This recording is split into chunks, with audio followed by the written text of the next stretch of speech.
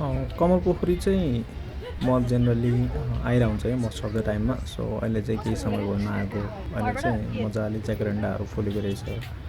पहिला पहिला चाहिँ साथीहरू हुँदाखेरि यसो चिया खानलाई यतातिर आइन्थ्यो।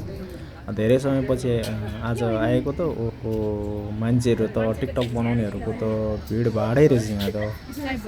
पहिला पहिला चाहिँ यस्तो भिडभाड चाहिँ हुन्थेन यहाँ है।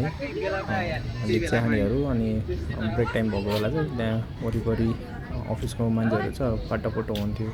अहिले त जताततै क्यामेरा छ।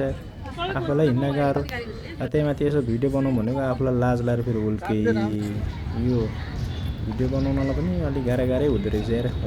क्राउडतिर चाहिँ हुलमुलमा यसो साथीहरू भएको बेला चाहिँ सजिलै हुने, एक्लै हिँडेर बनाउनु चाहिँ गाह्रो हुने। फेरि यहाँ बस्दा बस्दै त्यहाँ कम्प्युटरमा यसो भिडियो बनाउनु हेरेको पानी पर्ला जस्तो भयो। फेरि अनि यसो ओत लगाएर बस्नु पऱ्यो भनेर ओत लगाएर बस्दा पनि त्यहाँ पानीमा भिडियो भिज्दै भिडियो बनाउने मान्छेहरू पनि कम्मै रहेछ।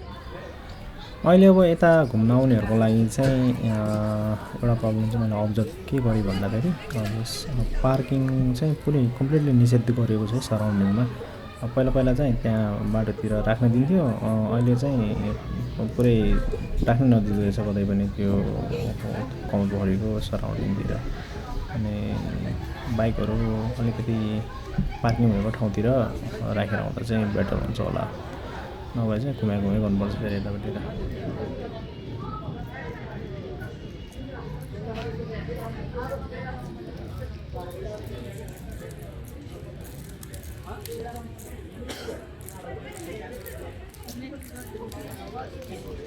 पानी चाहिँ झन्झन ठुलो पर्दै गयो।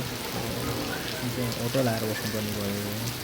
यसरी पानी पर्दाखेरि पनि त्यहाँ भिडियो बनाउनेहरू चाहिँ धेरै मजाले जग्गा पऱ्यो साथीहरू होला अनि भिडियो बनाएर बसिरहेको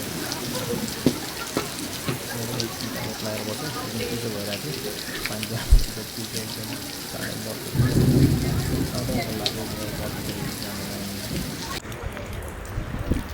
कम्बल गरिआएको ल पानी परिरहेको छ।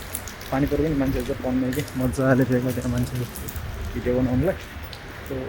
अब चाहिँ डेली 10 मिनट जस्तो भिडियो बनाएर हाल्नु पऱ्यो।